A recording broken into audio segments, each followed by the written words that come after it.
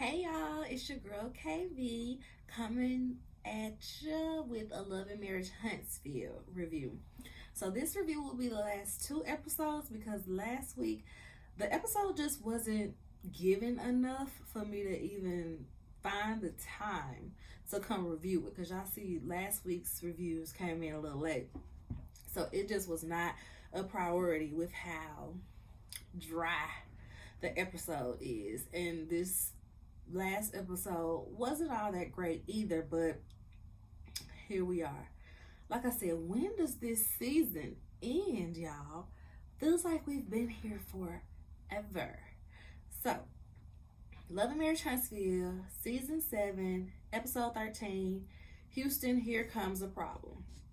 So, this episode picks up at the double date where we got Stormy, Courtney, Letitia, and Marceau. Stormy is leaving because she is over the whole conversation.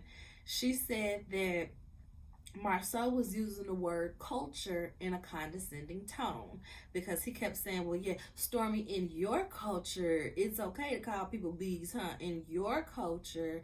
And they flash back to where he was saying and doing the same thing at the barbecue. So at this point, she's just over it. She said she's got more important things to do. She got a business call, stuff that she could have been doing if she wasn't here. Plus, they was an hour and a half late. So Tisha is just like, how y'all gonna invite us out and leave? Y'all invited us out. Stormy basically tells her, you know, she done with the situation. She's over it. She ain't really messing with them. And she was over it when she last talked to Tisha. When they talked, when she came up to the office space where Tisha was at, and Tisha wouldn't take accountability for the website, she was over it then. And Tisha, like most people, was just kind of like, okay, well, why you just not telling me? If you was over it then, why you ain't say nothing? How we end up here on this double date? Like I said, Stormy likes to play along to get along, but it's just, we too grown for that. Either you fit in with these people and you're gonna be in this show, or you don't and you need to leave.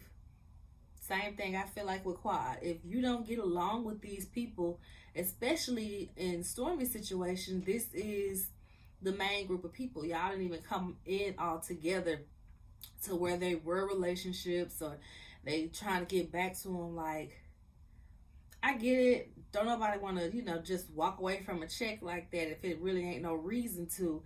But it is exhausting for the fans, and it does not make for a good, entertaining show.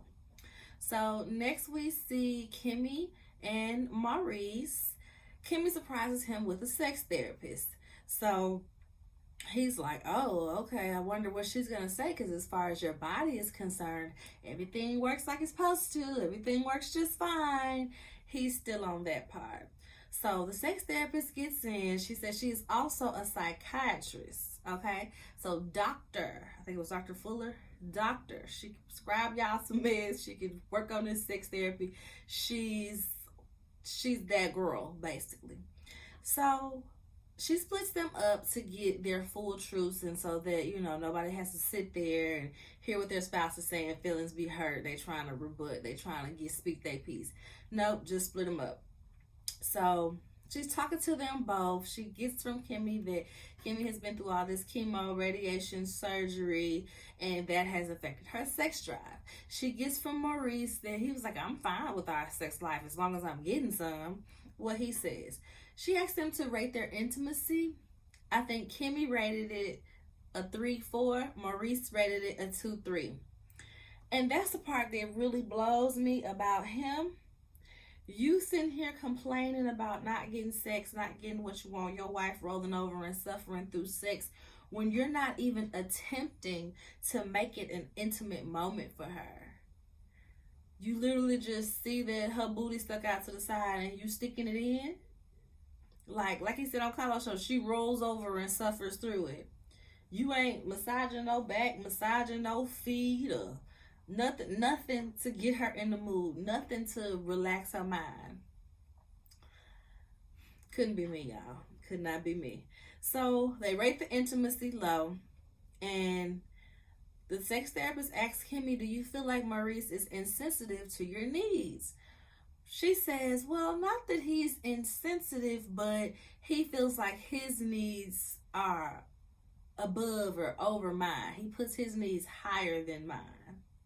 But not that he's insensitive, y'all. So they come back together, and the sex therapist asked them what is their love language. Is it physical touch? She said, no, mine is acts of service, because as a single mom, she had to do everything herself. And so having him there to, take over some things that she used to have to do herself, that's what matters to her.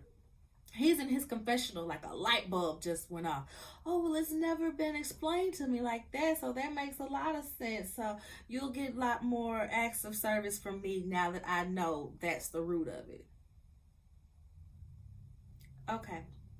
So the intimacy coach gives them homework of basically Kimmy sitting in his lap, straddling him, them looking at each other in their eyes and having a conversation. Not a heated conversation, not a conversation about sex, but just really staying in tune to this conversation for at least 5 minutes every other day. Cool. They cool with that. Maurice said, when you coming back? When you coming back? She basically said, whenever you fly me back out. Whenever you fly me back out, I'll be back out here. So next we see the Fletchers invite the group out to like this cowboy bar. And they got cowboy hats everywhere. They're like, what's with the cowboy house? We're going to Houston. Nell, big country self something about. She's so cute. We're going to Houston. So Kimmy asks if the Scotts, Marcel and Letitia Scott, is cool with Stormy and Courtney. She was like, basically, Stormy said no. When I addressed her about the website, she basically told me to get over it. Meanwhile, Tisha's talking to Mel and Nell and everybody, and she's kind of giving her side of the story. I mean, we straight. I mean, this, that, and the third. Tisha tried to hug her when they came in. Stormy was just kind of like, okay. So they're both giving their side to the stories to the different groups. Yada, yada, yada. Blah, blah, blah. Like I said, I get Stormy's viewpoint as far as like, girl, she's not saying this, but this is what she want to say. I could sue you over this. This with anybody else would be lawsuit worthy. But because you my girl, you're supposed to be my girl, I'm letting you slide and you can't even give me a sorry. That's where Stormy is coming from with it. You can tell that's the energy she has about it. To whereas Tisha is like, I mean, it's not my fault. It's my assistant fault because, they were supposed to look over it. Well, clearly they didn't, and you're the boss, so it still reflects badly on you. If the people was to get sued, the assistant ain't getting sued. It's going to be your girl's company, and they're underage, so you would be the one responsible. But Tisha wants to act dense as if, whatever, it still wasn't my fault because I ain't the one that did it. Okay, Tisha, this is why you don't need to be in charge of no business dealings, because you don't get it. You don't get it. So, what's next? They asking, Mel, you gonna be okay with the trip since Martell gonna be there too? Mel said, I'm good as long as I'm on the other side of the house from Martell and it's a lock on my door. Valid. So after all these conversations dwindle down, Nell go running. She go running and jump on the bull, and two girls jump on the bull, one on behind her, one of them in front of her, facing her, and they riding the bull, and Nell riding that bull. And Marcel like, oh, Nell riding that bull, huh? Yeah, it look like Fletch got him a wild one. Boy, if you don't stop looking at Miss Nell like that, lusting over that lady while you see her riding that bull, it was just like so inappropriate. Because they a little older. It's like that. It's like your auntie. Boy, stop lusting over Auntie Nell. Stop it. So, next we see them get to Houston. Nell and Chris Fletcher get there first, of course. They go, they find the bedrooms so they can divide everybody up. They pick the master, but Nell is like, well, we got to make sure that Mel got a room away from Martell, and da da da da. Fletcher was like, okay, she will, but this is the master, so this going to be our room. Bump all of that. Mel gets there next. She basically tells them, don't be pairing us up with no games or nothing like that. Don't make it a Mel and Martell thing. We're not doing that. Martell gets there right after Melody. I said production set this up, baby, because why are they the first two to get there before the Scotts 1 or 2 and before the Steel Beasleys, huh? It's a setup. So everybody gets there. Well, the Scotts, both sets of Scotts get there, and they basically put them on a Jack and Jill bathroom. Which my thing is, don't get me wrong, it's a beautiful house, nice house, but these grown people, these married couples, 4 people to a bathroom, that's just, I wouldn't like it. If we finna go on a vacation, on a couples trip, you could have found a house that each bedroom had an ensuite, okay? Or you could have just got people hotels so they can have their own bathroom. That's how I feel about the situation. So they kind of put up a little fight, like, I gotta share a bathroom? They're like, well, yeah, y'all brothers, so, I mean, I figured it wasn't a big deal. Oh, okay, so that's got me in my head, like, the only other people left, unless they did all of this so that Mel could be in a room with her own bathroom, because they know Mel probably, that was probably a non-negotiable for her as well. So maybe that's why they end up pairing people up like that, but I'm just like, okay. So next we see Kimmy and Maurice have a conversation. She's telling him how she does not appreciate how he's been online talking about their sex life, and she does not feel protected because he keeps talking about it in the manner that he keeps talking about it. She says it's disrespectful, and now she has to answer to her mom because her mom is asking her questions about the things that Maurice is saying. As I'm sure most moms would, like, girl, are you okay over there? Is he forcing you? Like, what's going on? He literally got on here and said that you roll over and suffer through sex, and you suffering through sex is equivalent to him sticking with you with cancer. It's giving abuse. It just is. And I'm glad that Kimmy is speaking up now, even though right after the Carlos King interview, they went on Fox Soul and did an interview where she was trying to clean it up and be like, well, I know what he meant and this, that, and the third. No, girl, you was affected by it because it was foolish of him to say. Even Carlos King face was just like, when Maurice said that, her suffering through sex is equivalent to me sticking with her through cancer, Carlos King face was like, excuse me? Is that what we doing? He was taken aback. The only time he really laughed that I saw was when Maurice was like, I need sex like Carlos King needs mess. Because that was funny because how dare you? It wasn't funny in a, oh, you so silly type of way. It was funny in a, wow, you went there type of way. So Kimmy wants him to take some ownership of that, wants him to stop doing that. Like I said, he got to, apologize to her family and her mom now because he offended everybody. This has affected everybody. So next we see everybody in the house, and Tisha and Marceau are talking. And Marcel's like, yeah, I'm going to go to the liquor store in a minute because this house dry. It ain't nothing to drink in here. And she's like, I know. The Whitlows, they usually make the good drinks. I said, y'all only missed the Whitlows because they were bartend? That's a read that they probably didn't even mean to be a read. But that is just hilarious that they only missed the Whitlows because they be bartending. They make the good drinks, y'all. So he was like, where are they anyway? Why aren't they here? She said she saw Tiffany in the store, and Tiffany told her basically, that postpartum depression has been getting to her, and she just needs some time. Like they leaving the show basically. And Tisha was like, well, speaking of pregnancy and all of this, I thought I was pregnant. I had to take a pregnancy test, and and kind of like looks at him like he supposed to laugh with her. He was like, he was like, Tisha, I got a vasectomy, right? Yeah, but sometimes they fail. Sometimes they fail. They don't always work. I know people that done got pregnant from them husbands, and they had vasectomies. And he was like, and how many of them had stepped out on their husband?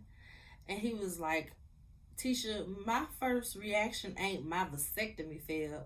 My first reaction is get a blood test. This makes Tisha so mad, y'all. And then she was like, really? That would be your reaction? Well, I would leave you if you asked that. My son said, how you gonna leave me if I done already left you first?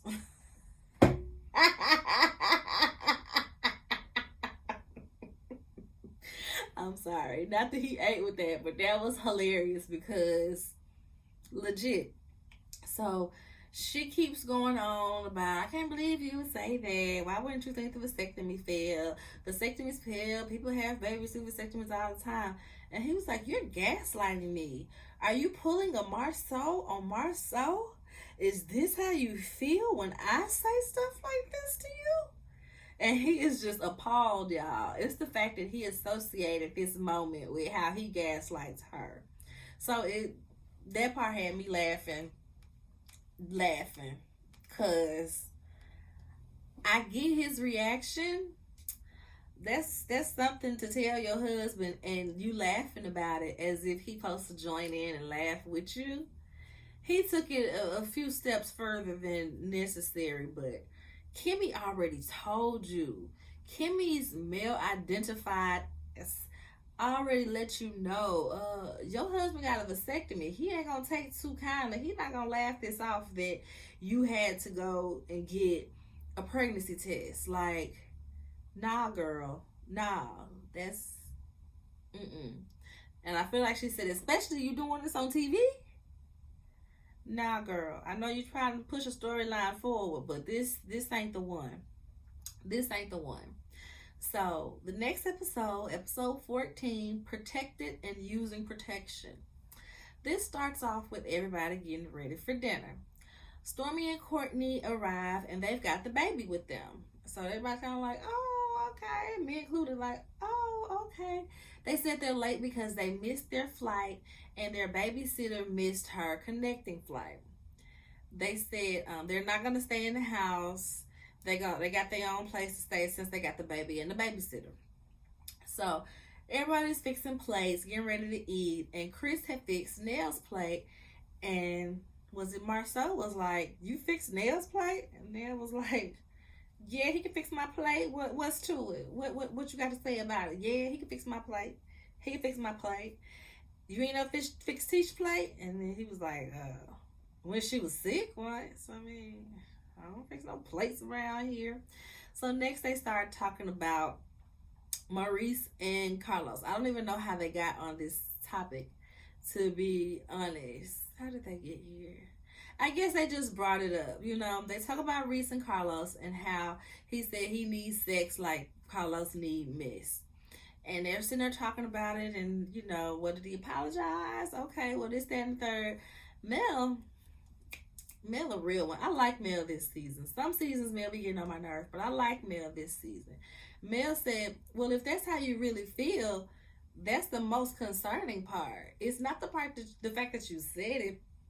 It's the fact that you feel like you need sex while your wife is over here battling cancer. Like, let's address that. So then somebody changed the subject. They see Martell is wearing a wedding ring, y'all. They're like, Martell, is that your old wedding band? Why you got that on? Is that Melody? Is that the man you gave him? She said, I don't know. I ain't look down there. Girl, that's a ghost sitting at that table. I can't see what y'all talking about. Martell is like, wishful thinking. They're like, wishful thinking, like you want to get back with Melody? Wishful thinking you want to get married again? Marceau said, we not finna do this, That's the quickest way for the trip to go downhill, is to focus the conversation on Melody and Martell. We're not doing this. Leave them alone. Period. I said, okay. Thank you, Marcel.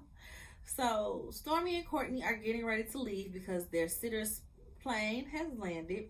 And like I said, they stand elsewhere. So in this moment, so it don't seem like they really addressed whether they was coming back to the house or not, because it sounded like they thought that they was coming back for dinner and some fun, because they did continue the night after that. Sound like they thought that they was coming back for dinner and some fun, because Marcel goes, you want me to watch chess for y'all? Leave chess with me. You want me to watch chess? Courtney said, hell no. You don't even watch your own kids.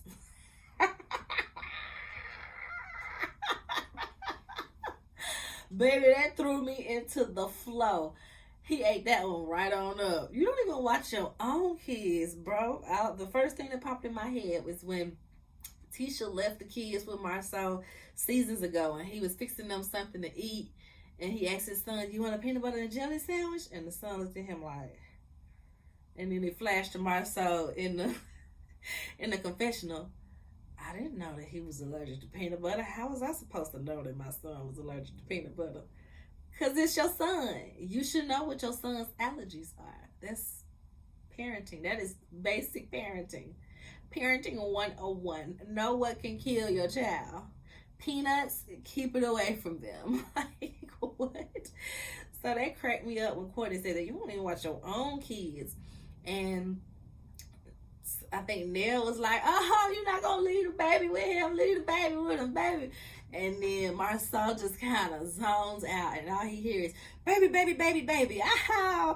Marcel, baby, baby, baby, baby. Aha! And he's like, what's up with me and babies? Tisha, did you tell them about the conversation? Did you tell them what happened? I said, not that this how you finna bring this up in front of everybody. So they talk about it, how Tisha thought she was pregnant and took a pregnancy test, and he's not okay with that. He feels like that's your way of telling me you've been stepping out. I ain't cool with that at all. And then everybody's like, well, she believed you through all of your mess. She believed you through that back photo. She believed you through this. She believed you with the 20 girlfriends allegation. And you can't believe her just because she said she needed a pregnancy test? Nope, he can't. He can't believe her. It's disrespect if you ask him. So next, we just see Nell. I guess Nell broke it on up. She said, all right, we done eating. The ladies finna go over here. The guys finna go over here. So the ladies go get in the hot tub.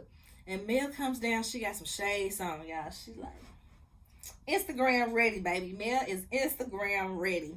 So Mel in the pool, and she got her camera out, and she going her camera reel, and she videoing herself. And they like, oh, okay, girl, this what you do? She's like, yes, I do this on all my vacations. I go, yeah.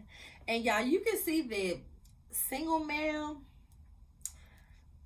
she is living free, baby. She is young, wild, and free. Do you hear me? She is just living it up. She don't have a care in the world right now. Her kids probably with her mama. She don't have a care in the world. So they kind of commenting about, oh, she love herself. Oh, she on video? Oh, okay. All right. And they start talking about relationships. And she said, my biggest regret is having 4 kids with a man that never made me come. Everybody's like, excuse me, B? Excuse me? Martell never made you come? So how was y'all together for all of this time? Like, what? How did this happen? Why did you stay with them? Like, girl, what? And then she talks about, like, I like to be talked dirty in the bedroom. Martell would never do it. They do a flashback back to season 1, y'all. Short blonde hair Melody, season 1, where he's like, well, you don't go down. I guess he was talking about how she don't go down. And she was like, well, it's things that I want to be done, and you don't do it either. And he's like, I don't talk dirty. I don't do that. I'm not doing that. And she's like, well, I'm not doing that. Like, it's literally right there. And Tisha is just like, I mean, just because he don't talk dirty don't mean that you can't orgasm. She said, you don't dictate how I orgasm. You don't dictate what make me come, girl. Like, that's not for you to say. And I'm like, Tisha, that was just real dumb of you to say anyway. But anywho, they switched the conversation back over to Marceau. And not Marceau, Maurice. They pushed it back over to Maurice and the interview. And Kimmy is talking about how she does not feel protected, and how in that interview he mentioned how, oh, Kiowa is my ex-wife, as the mother of my child, this, that, and the third. Basically protecting Kiowa from criticism and everything, but not doing that for Kimmy, who is his current wife. So she feels away, because how dare you be protecting your ex-wife, but you're not protecting me, your current wife. Tisha feels like, once they get over to Tisha and Maurice, she's feeling like she needs to rethink how she trusts Marceau, since he don't trust her. And I'm like, we just not coming to this conclusion? It took this moment for you to rethink how openly you just trust this man? Okay. So we flash over to the guys, and they're playing poker, and they're talking about Marceau's feelings, y'all, because he has big feelings about this pregnancy test. And he's just really upset about it. He feels like Tisha is cheating on him to even think that she was pregnant. But it's like, it's not that deep. She just said the last time she was sick like this, she was pregnant. So that's why she did it. She didn't say, he just doing a lot.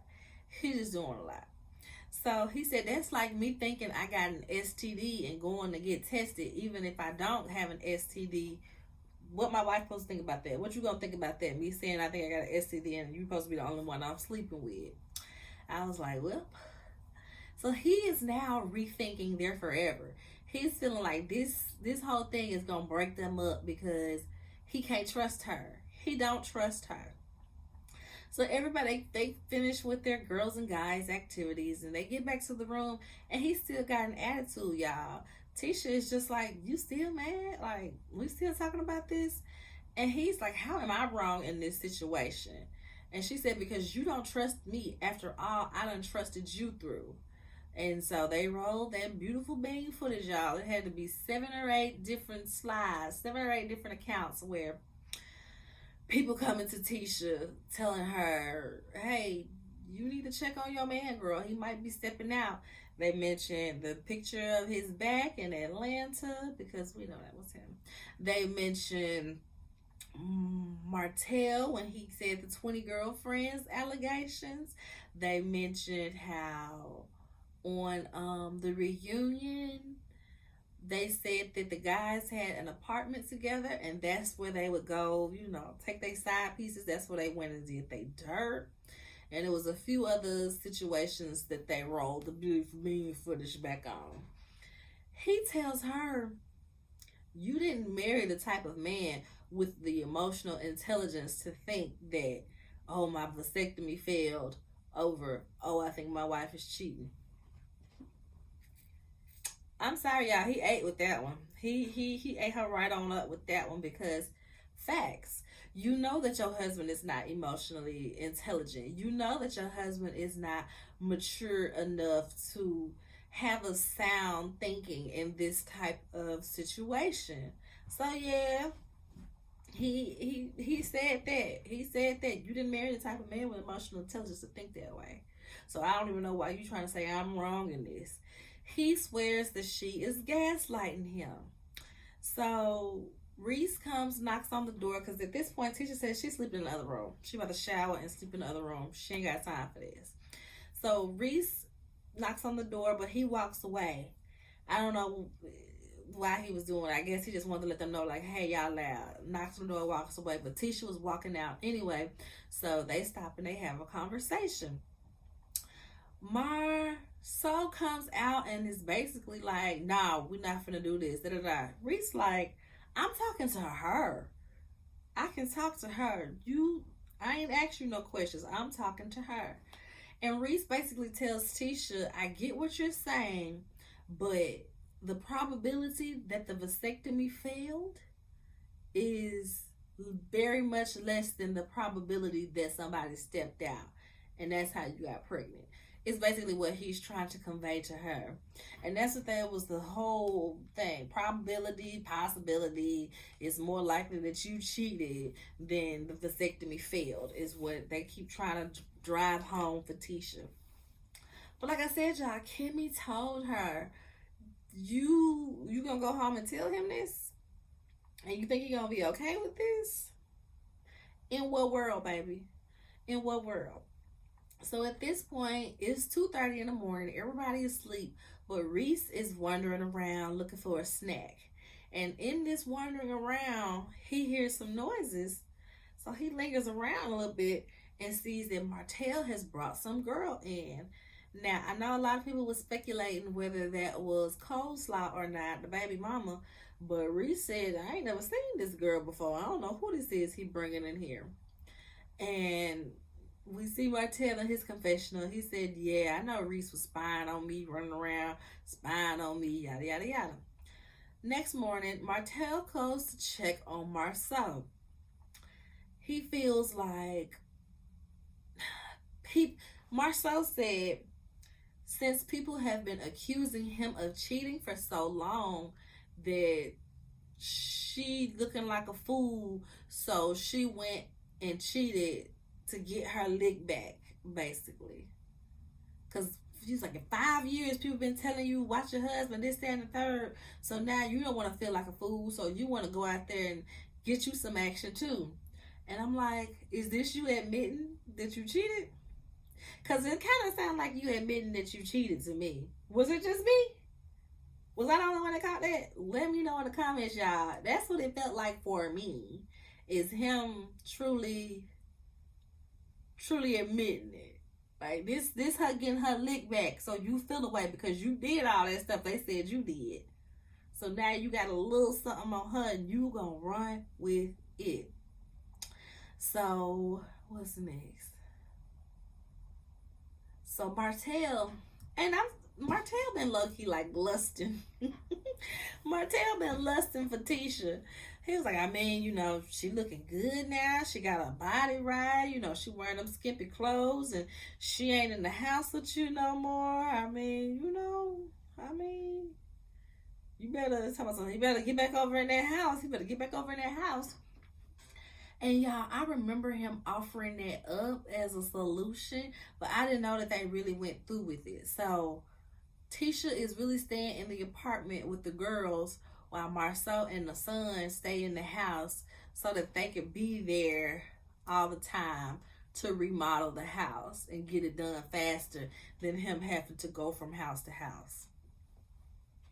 That's what's really got him feeling away. And I feel like he used that free time with Tisha not up, you know, right there seeing when and where he leave to go do his thing. And he probably feeling like, dang, she probably out there doing the same. Because in the words of Candy Burrs, y'all, when you're out in the club, don't think I'm not. Even when you're out making love, don't think I'm not. When you're feeling good, it's somebody's spot. Getting hot, don't stop. Just don't think I'm not. Because I'm up getting mine. That's what's playing in Maurice's head, right? I mean, Marceau's head right now.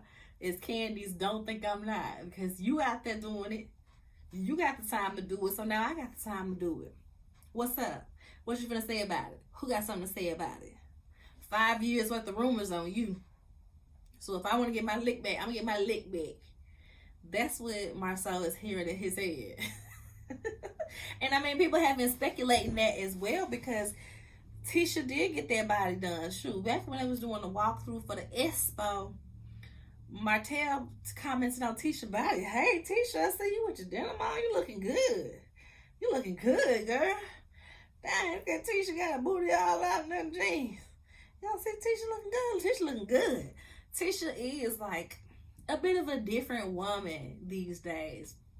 Like you said, her outfits, they're a little tighter, they're a little shorter, they're a little more revealing. She got the body done, like she had like a little lipo maybe.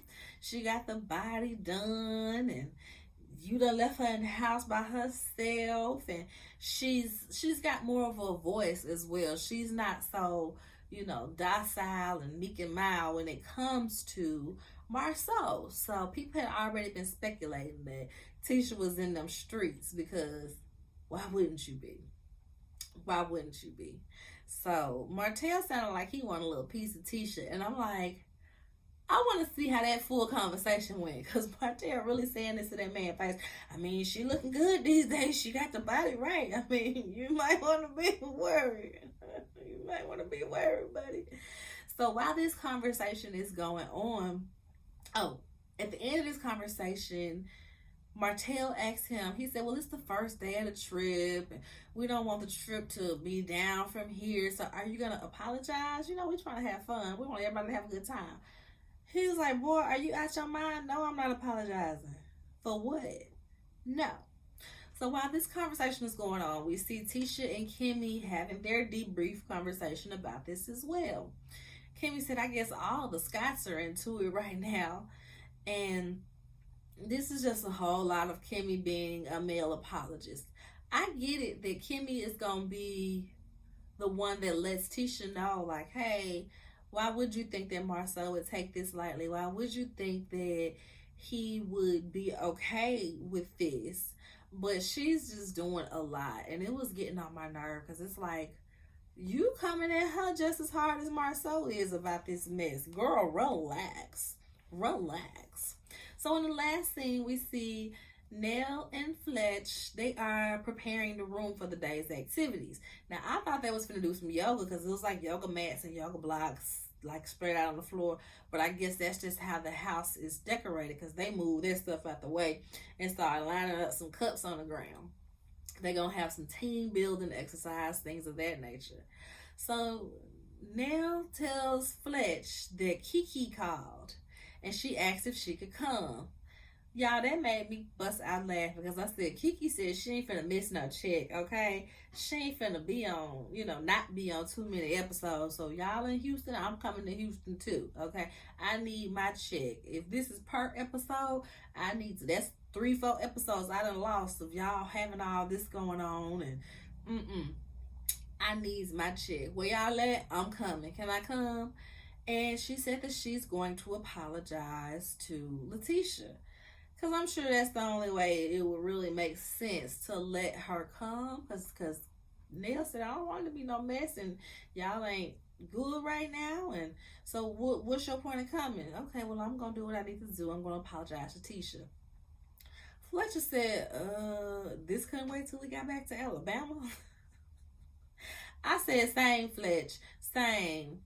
Y'all already got Tisha upset. Well, not they got. Tisha got herself upset. Tisha already upset because of this whole thing with Marceau not trusting her, feeling like she might have cheated and all that. And now y'all finna bring the cousin that threw a drink in her face and has had allegations on her as well. That was another one that they had played back, where Kiki was saying he had a threesome with some girl, even though she didn't believe it. The threesome part, she believed one of those girls he slept with.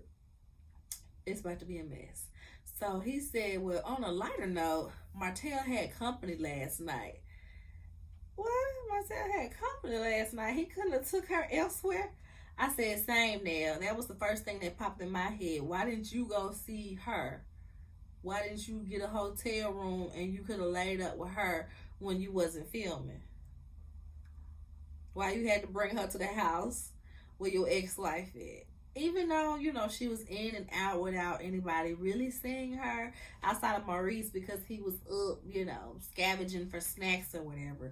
But it just still felt like there was an air of pettiness that went into this decision. So Fletch he got like a little mini bullhorn. He goes and wakes the people up. But I mean, I guess it not necessarily wake them up, but call them into the room. And everybody comes out, including Courtney and Stormy. So I'm like, where was they hiding at to be in the back of the rooms that if they not staying there, but they was already there, dressed, ready to go, ready for filming, y'all. So I was like, okay, that's odd, but I guess. So that's how those 2 episodes went, y'all. On the next episode, it sounded like Mel said something about how she wasn't staying in the house. So I'm wondering if that's why Martell felt all comfortable doing this. But we shall see. We shall see. And what y'all think about Tisha with this pregnancy test storyline? I truly feel like she did this to be a storyline, and she did not think it would go this far on Marcel's feelings, because she's really acting shocked like she didn't know that he was going to have a problem with this. And I'm like, girl, in what world would your husband not have a problem with you saying you thought you was pregnant and he has a vasectomy? Yeah, he doing a bit much, but in what world did you think that it would go any other way? So yeah, that's all for this episode, y'all. These 2 episodes. Make sure y'all like, thumbs up the video. Let me know how y'all feel about the episode and or the review down in the comments. And subscribe to the channel if you haven't already. All right, y'all. I will see y'all next time. Like I said, I'm probably just going to keep doing these 2 at a time, maybe, unless I just have the time and to do them one by one. We gonna see. But all right, y'all. Bye-bye.